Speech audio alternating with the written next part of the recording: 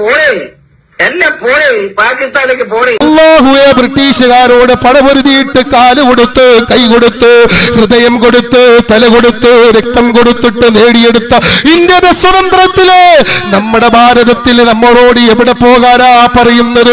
എവിടെയാ പോകേണ്ടത്? മുസൽമാനാണ് ഇസ്ലാം പാരമ്പര്യമുള്ളതെന്ന് ഓർമ്മിക്കുക.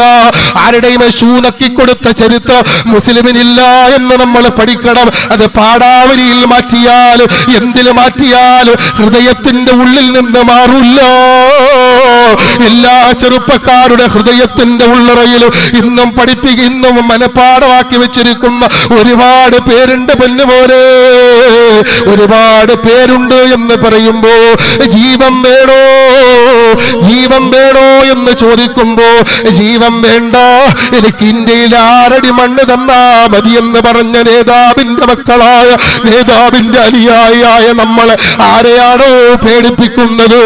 ഒരു വൃത്തികെട്ട ചാരൽ കയറി എന്നും വിളിച്ചു പറയുമ്പോ അസ്തമിച്ചു പോകുന്നതാണ് മുസ്ലിമിന്റെ കരുത്തെന്ന് ചിന്തിക്കുന്ന നമ്മളോ, നിനക്ക് തെറ്റിപ്പോയടോ.